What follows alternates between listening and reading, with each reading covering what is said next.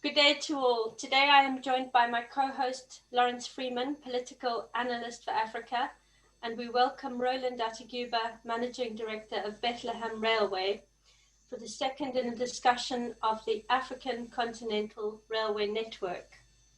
So Lawrence, if I can hand over to you for your first question. Okay, very good. Glad to see both of you. Rowland, you've been promoting the African Integrated High-Speed Railway Network, ASHRAN, for quite a while. Can you tell us what the project is and why it must be fast-tracked? Thank you, Lawrence, and thank you, Philippa, for the introduction. Yes, I have been promoting the AIHSRN for a while. What it is it's a network of networks of intra-continental railway lines comprising 74 key links covering a distance of about 50,000 kilometers that will connect all landlocked African countries to seaports. It also connects all the regions being North, East, Central, West, and South Africa to one another. And it also creates cross-country transport beltways from the east to the west, from the north to the south. So we can speak in terms of Cairo to Cape Town, Algiers to Lagos, Dakar to Djibouti, Point Noir to Dar es Salaam, and so on. It also connects the political and economic capitals of the continents to each other. So in a nutshell, its main objective is the integration of the continent in the context of Agenda 2063 and the African Union's other strategic frameworks, such as PIDA, such as NEPAD, AUDA, BIAT, AFCTA, and so on. The network is to be delivered in two broad phases, 35,000 kilometers by 2033 and 15,000 kilometers by 2043. Thank you. Why your emphasis is that it must be fast-tracked. So why is that important? What's holding it up? I don't know about what's holding it up, but the imperative for fast tracking is one, it can be done. And there's no time like the present. Those, for me, are the most compelling reasons to hurry up. Now, in terms of how this will affect Africans, how does this project going to change, improve the very low standard of living of almost 1.5 billion Africans? Oh, absolutely. It's a transformational project. I mean, primarily, it would open up the hinterland to development. We've seen this experience all across Africa when railroads were built, and how it opened up the hinterlands of the various countries to development. So it's a key imperative for this project. The further benefits include the landlocked connections to the sea, offering multiple access. So you could talk in terms of loading freight at Ouagadougou, and you're putting it on board a vessel, say in Dakar or in Abidjan or in Tema in Ghana, or even as far as Lagos in Nigeria. So the possibilities are just there. And of course, it gives you corridor route options, as I just explained. It would foster intra-regional trade and so many other benefits that would accrue to the African continent if this project were delivered and delivered properly and well. In your vision of this project, then you would see a very substantial increase in the standard of living of the average African through employment, Indeed. trade, income, commerce. Absolutely, I agree. Okay. Now, African trade, inter-African trade stands at around 13 to 15%. With this proposal of yours, what do you see? How would that increase? To what level do you envision? I'm not sure I can give you any metrics at this point in time. But you can imagine tenfold increases in terms of all the performance indices. Now, if we look historically at the United States, we used to build railroads. We built the first transcontinental railroad. Now China is taking the lead worldwide in building railroads, especially high-speed railroads. What do you think accounts for the extreme dearth in railroads in Africa? I mean, there's very, very few kilometers of ground covered by railroads in Africa, and it's a gigantic continent. What do you think accounts for that? There's several reasons. There's the history, how the railroads came to be built in the first place, i.e. their purpose, which is essentially for extraction of minerals and raw materials, produce and so on, from the African hinterland to ports for exports to mainly Europe. Now, but I mean, colonialism ended many years ago now, so the African continent hasn't got that excuse to fall on. Notwithstanding, I think most of the reasons are economic. There have been wars, famine, and epidemics, which has distracted governance in Africa. But I think the main failing or the main reason why we have such few railroads comparatively is mismanagement, sadly so. Mismanagement. I'd like to now make a slight shift to discussion of the role of financing in these projects. I mean, railroads, like power generation, are very expensive projects. They take a while to finance. They take a while to complete. And we've seen in Africa, over the last, I would say, correct me if I'm wrong, I'm thinking the last 10 years, there has been what I would call maybe a renaissance in railroad building, much of it in collaboration with China, not exclusively. In your country, Nigeria, President Buhari has taken a very aggressive approach to railroads. We've seen progress in other countries. From your standpoint, how do you see the future of African nations financing these huge railroad construction projects, which run into the billions of dollars?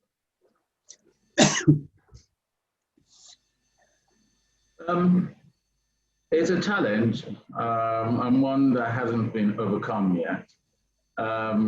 Most are seeking foreign loans or obtaining foreign loans and grants.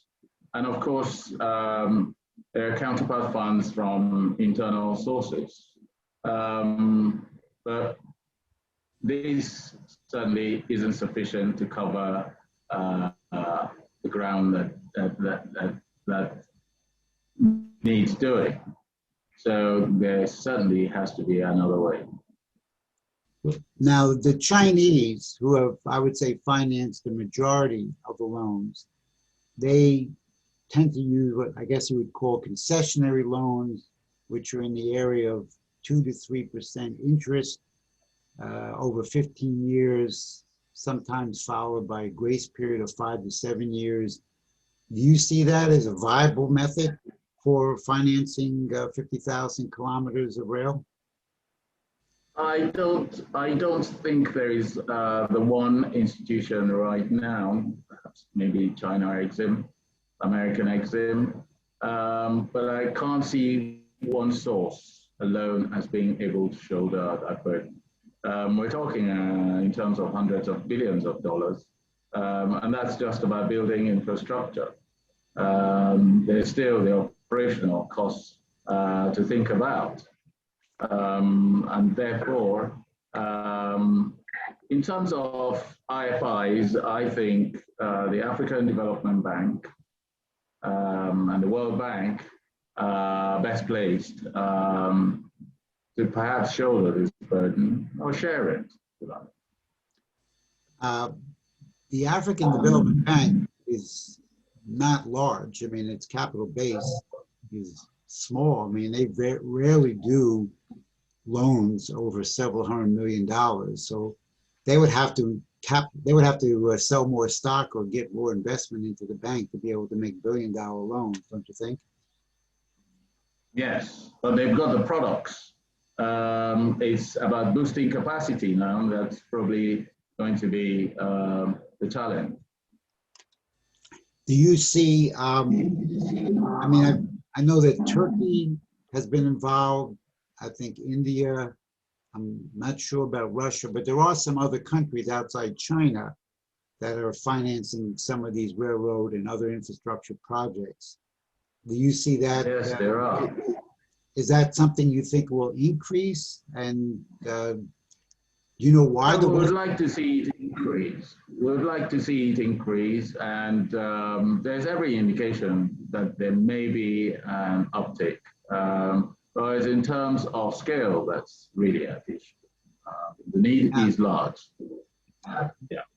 The United States and Europe, well, the United States absolutely, and Europe mostly, have refused to involve themselves in financing these projects.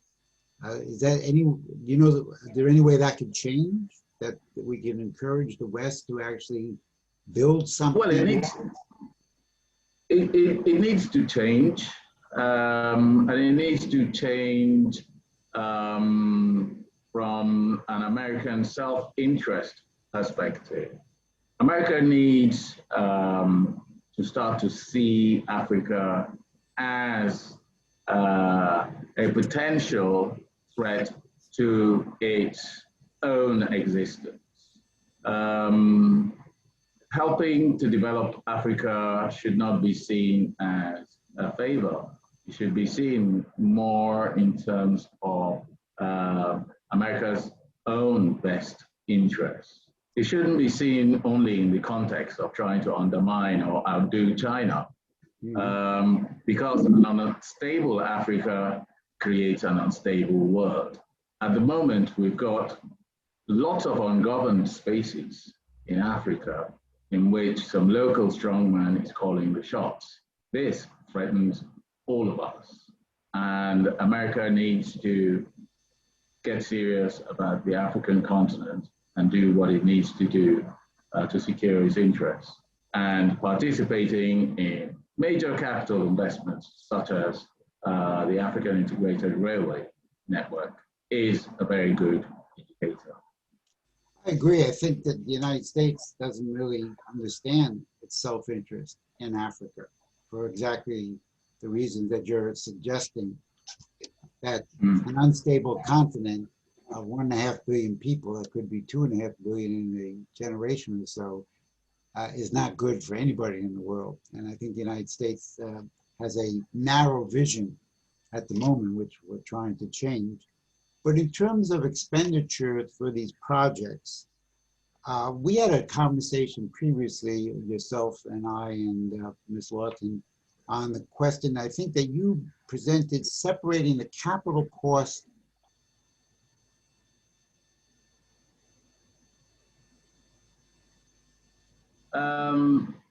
It's really about sustainability.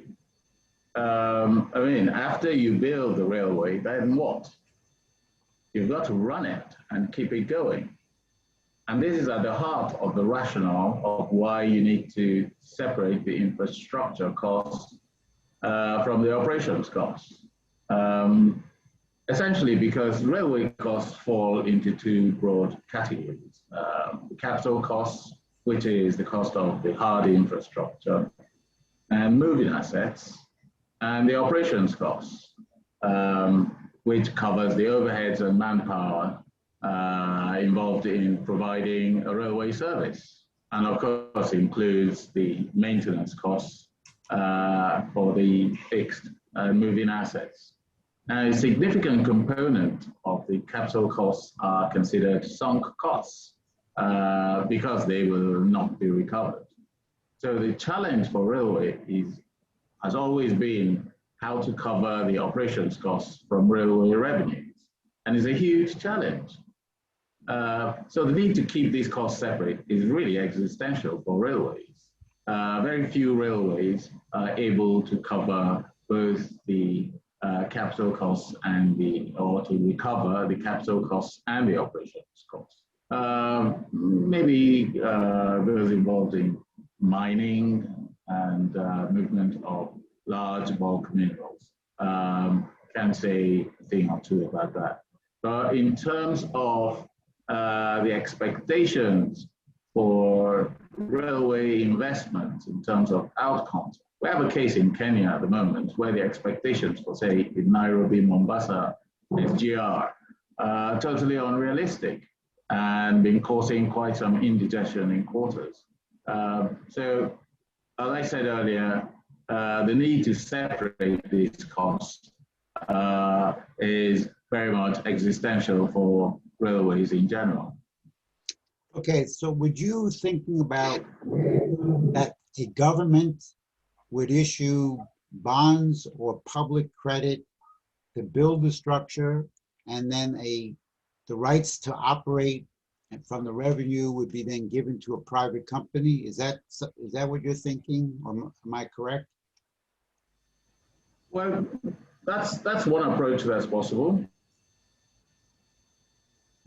One of the key challenges, of course, is bankability.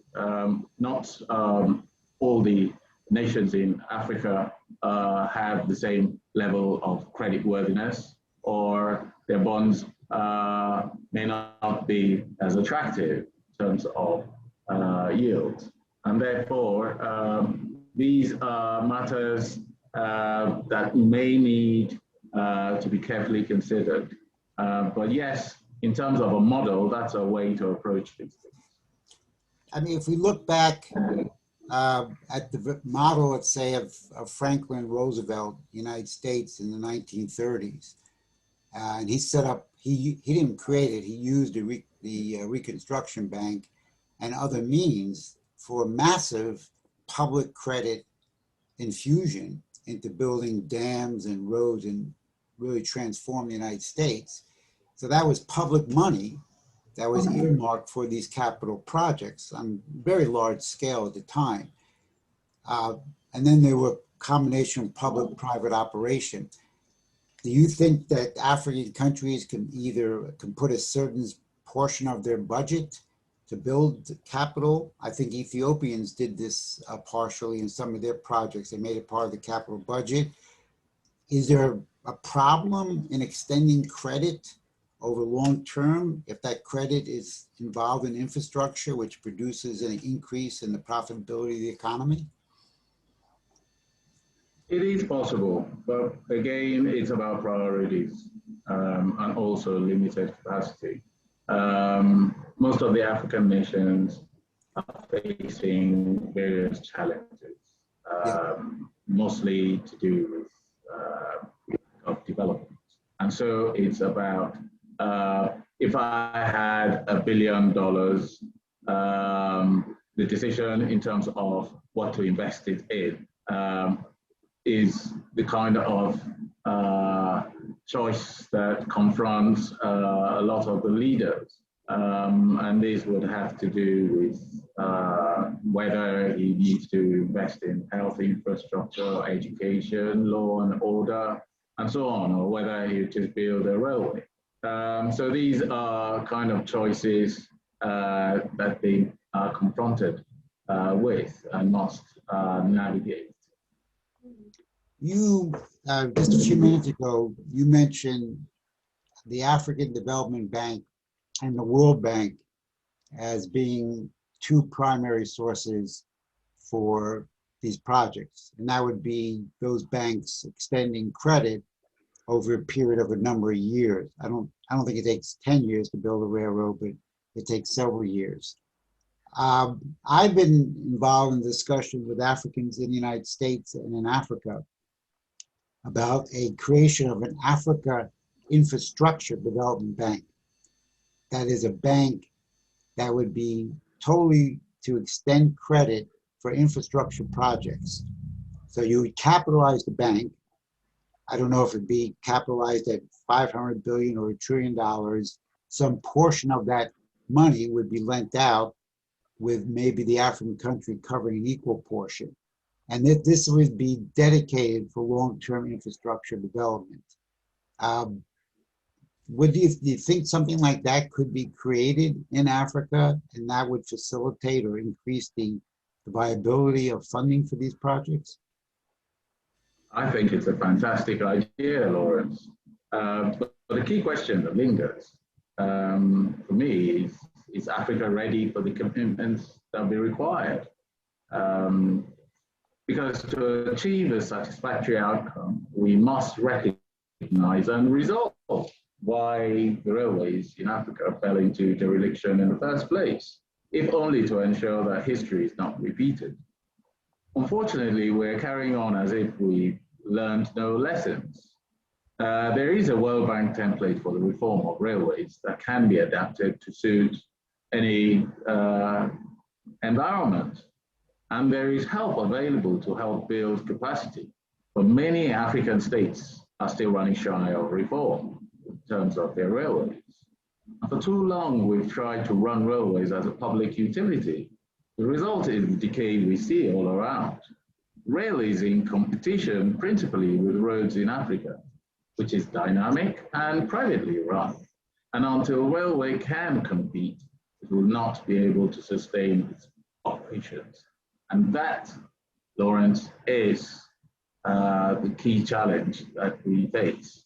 So there's both the need for internal development within Africa, and then, of course, plus the external assistance that's required in funding these projects. Now, if you look at, from my standpoint, I consider myself a physical economist. I'm looking for how to change the inputs of an economy to increase the outputs that would raise the standard of living of people. We take a railroad, and the question that you brought up is a railroad, will it be profitable in and of itself in servicing people and freight?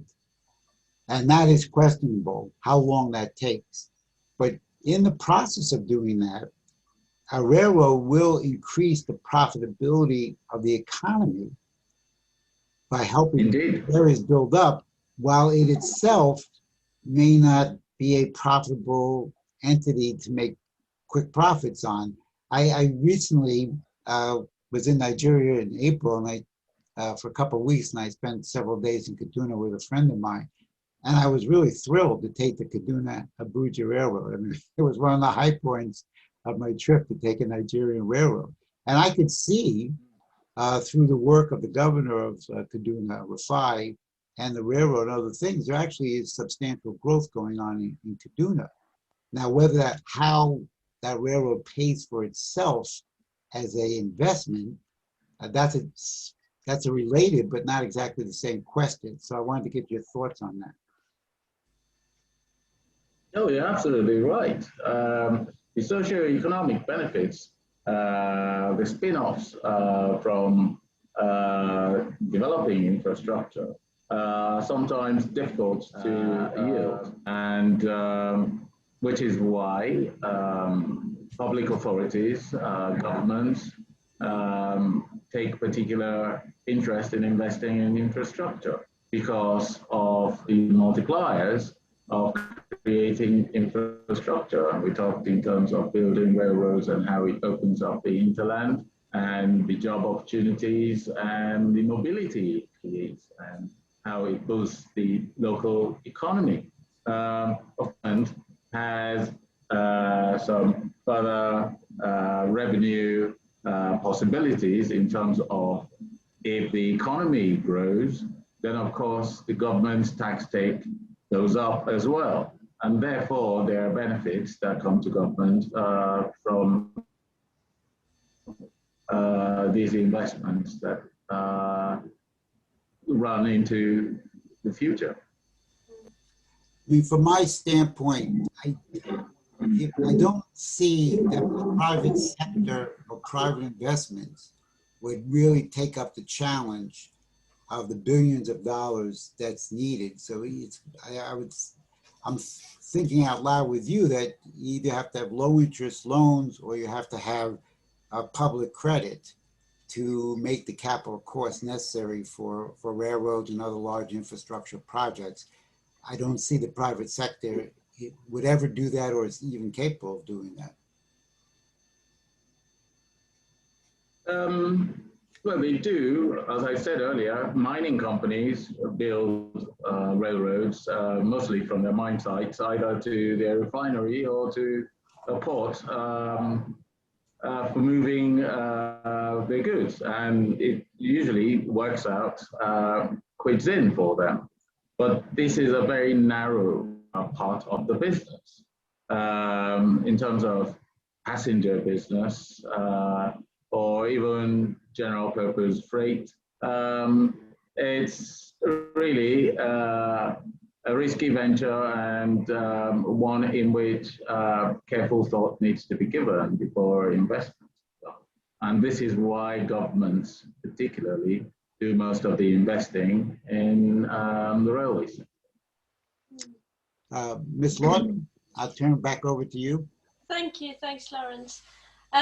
Rowland, I'd just like to say, you know, this is such a potentially amazing turning point in African history, these times that we're living in now. And for one thing, we have the Continental Free Trade Area that has been enacted on the 1st of January this year, 2021, bringing with it a potential for enormous change.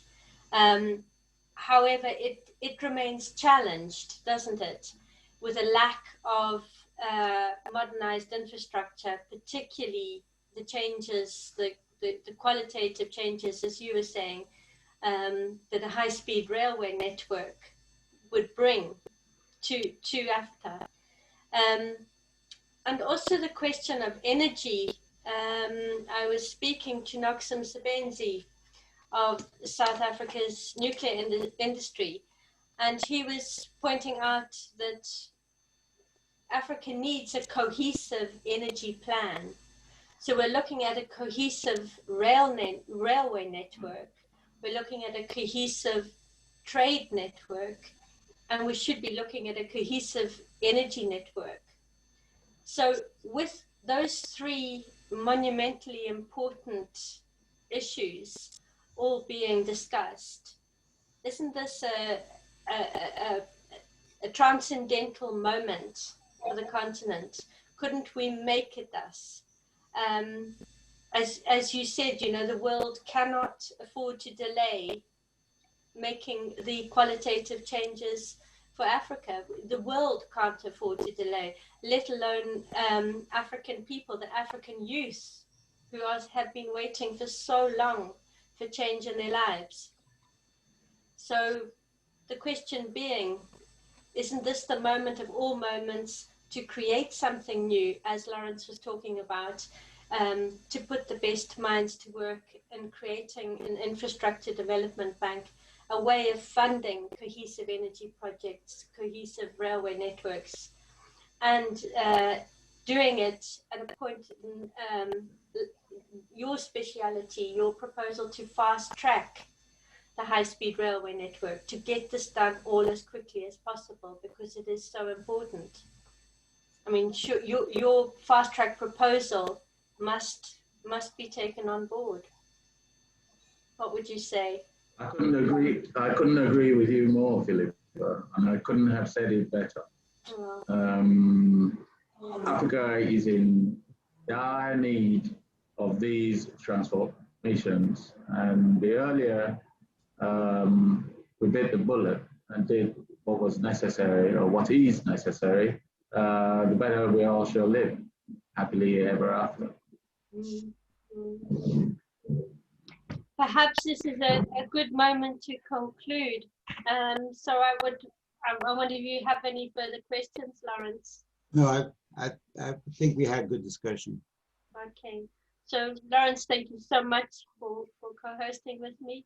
And Rowland, thanks so much for joining us once again, and we hope you'll return. We wish you the best of luck. Thank you. Thank you. My pleasure. My pleasure. And thank you, Lawrence. It's been great speaking. Good to see you, and we'll all be inspiring together to make this happen. Amen. Amen. Wonderful. Okay. Good afternoon. Bye-bye. Thank you. Wish you the same. Take care now.